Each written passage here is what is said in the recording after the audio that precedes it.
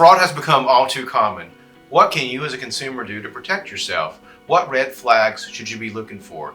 Join us on this episode of Headlines in Fine Print to learn more.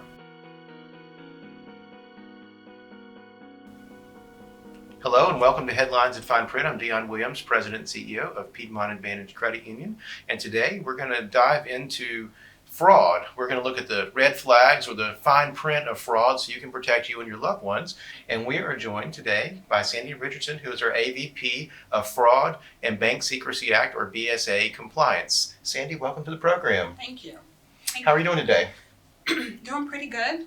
I've been out of the office for a few days, so it's nice to be back, ready to start my normal routine again and get back to work. Well, it's great to have you here and great to have you back. And just to kind of let our audience know a little bit more about you, talk about how long you've been with the credit union and your role with the credit union. Okay. I started with PACU in August of 2019, so this year will be 7 years for me. In my role, I lead financial crime. And so things like predicate crimes that would include all types of fraud, but also things like human trafficking, drug trafficking, tax evasion, different things that lead to money laundering, which is the other side of fraud. Oftentimes, when you have fraud, fraudsters have to then clean up the money, right?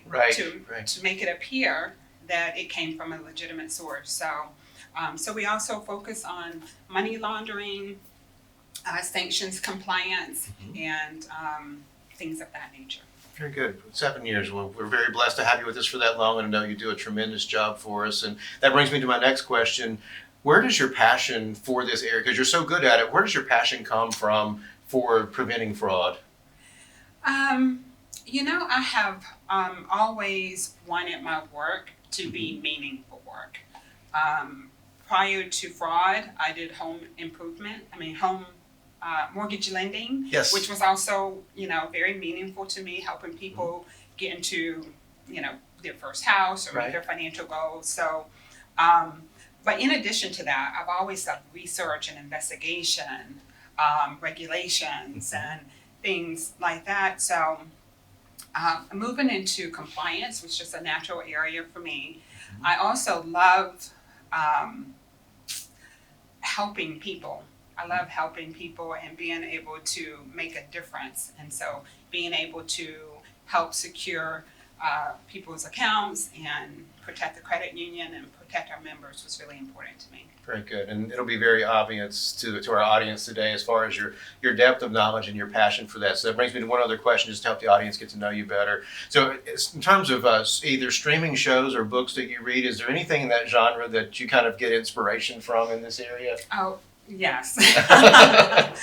I actually grew up on James Bond, and I love James Bond. And I would say that as I got older, when I got into high school, I actually thought about pursuing a career in the CIA. And so I love James Bond. I decided not to go the CIA route or pursue that route because I didn't want to live a double life. I didn't want to have to tell all the lies to do good. So being able to, have a part in fighting financial crime, regulations, research, and all of those good things, this was the right role for me. Very good. So jumping into today's topic, how would you define fraud and what's the most common way you see this manifesting itself today? I would say probably in its simplest definition that fraud is the deliberate act of intentionally taking something of value in an unauthorized way through deception. And fraud is so rampant today that we see it could be conducted in so many different ways.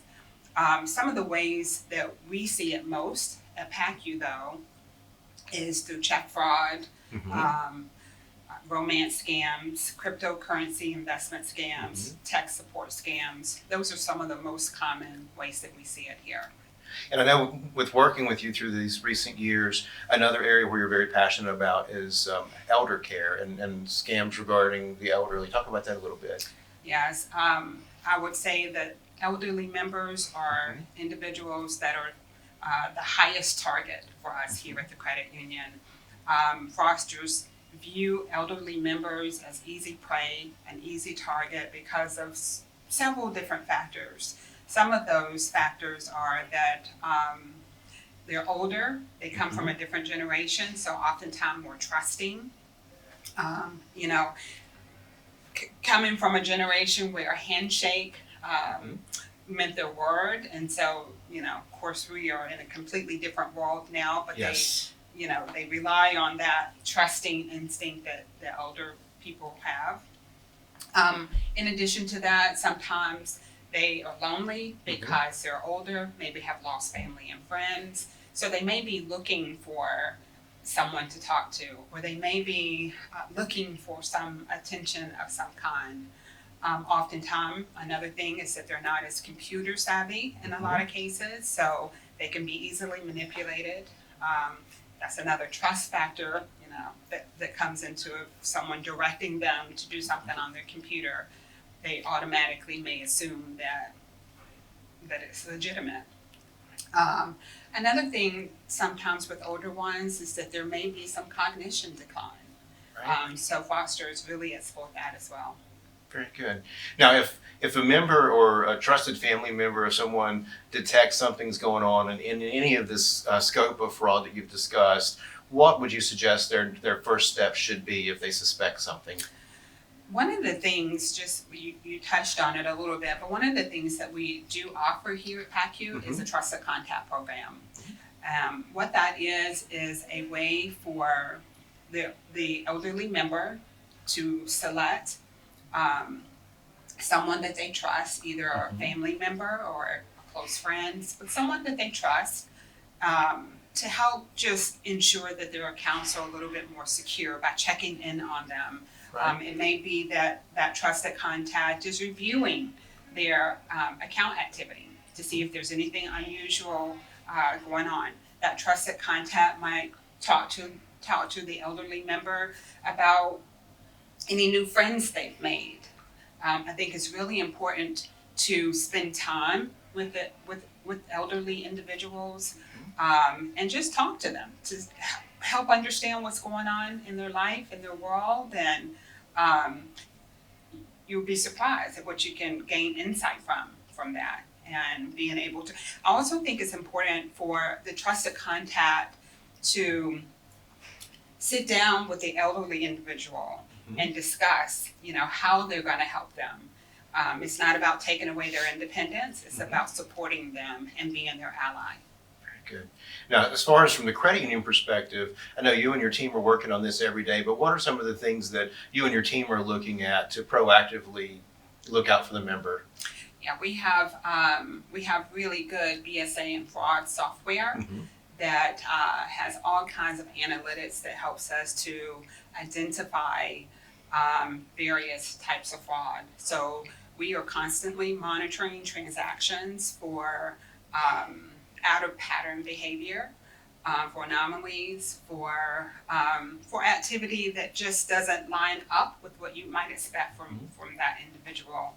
And so we're constantly doing that. Another thing that we have set up is throughout the credit union, fraud is not fighting financial crime. It's not just about our department. It is a team effort. Frontline is the first line of defense against fighting crime. But so speaking of frontline, if there is someone that notices some out of pattern activity or behavior or transaction activity, they may submit to us what we call an unusual activity referral about the activity, and then my team investigates from there that activity. It's kind of like if you see something, say something, right? Exactly. So in terms of a member of any age or any stage of their financial life, what would you say some best practices would be to make yourself not vulnerable to a scam? Because everybody's being targeted basically. Right. That's so true. The elderly are a huge target, but you're right. fraud happens to us all, right? So some best practices, I would say number one is not to be overconfident. Mm-hmm. And what I mean by not being overconfident is that if you feel like, oh, it could never happen to me, I would never fall for a scam, Right. then you already are making yourself an easier target because you've already lowered your guard, right? So not being overconfident is the first step, I think. Another step is not being,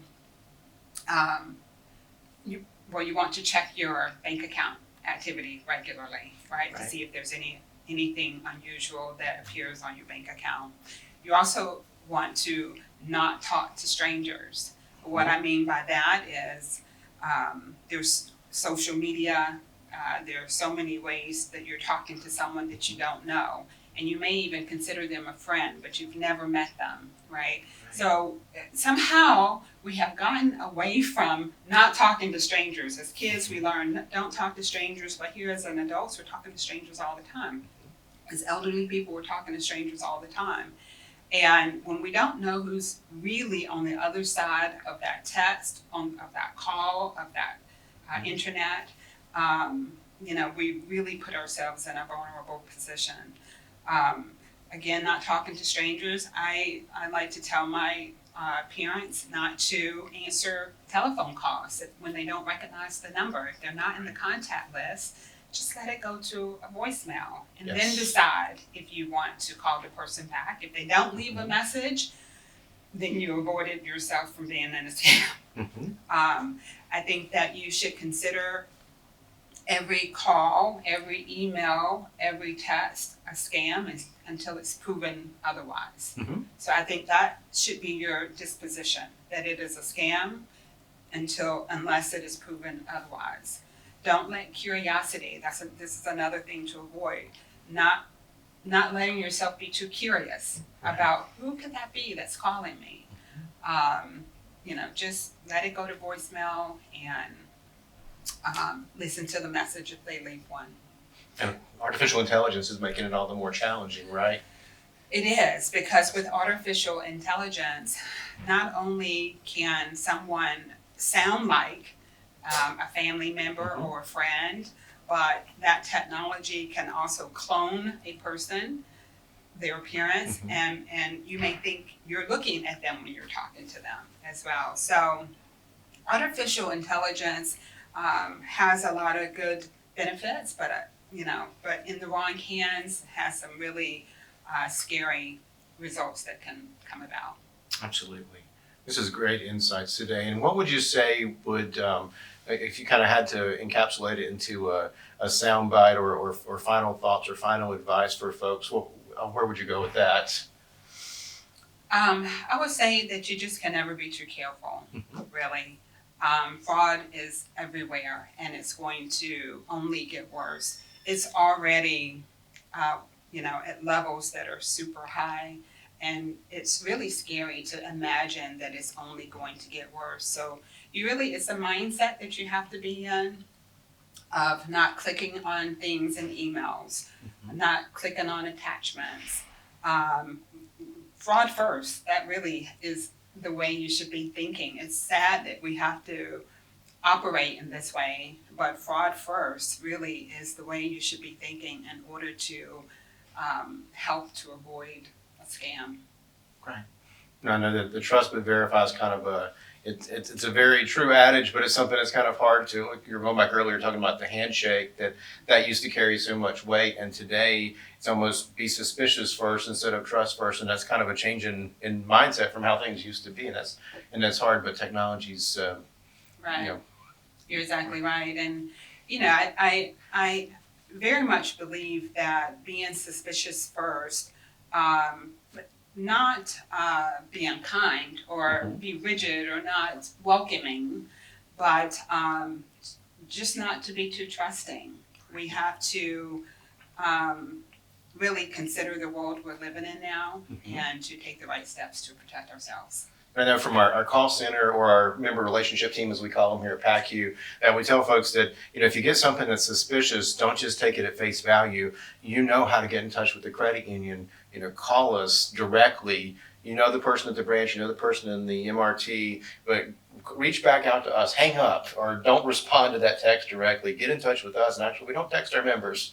Exactly. Yeah, imposter scams are very popular right now as well. So yes, for our members that receive a call, sometimes they receive a call saying from the fraud department or Yes. from, some other department about their account activity. What they should always do is hang up, say, okay, thank you, hang up the phone, call the call center back and have them transferred, to the fraud department, just to verify that it really is the fraud department that's calling them.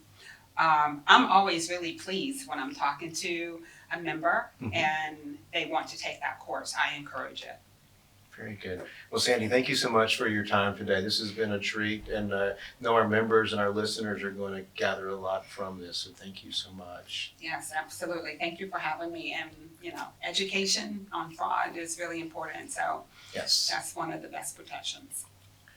Well, thank you again to Sandi Richardson for being our guest today on Headlines in Fine Print. Again, I'm Dion Williams, and we're going to have a series of guest hosts in the coming months to bring more education like this to you. And so if you like the program, want to listen to past episodes, you can find us on Spotify and YouTube. And in the meantime, just know that we're here looking beyond the headlines into the fine print so we can get you the information you need to be a well-informed financial consumer. Thank you and have a great day. We'll see you next time.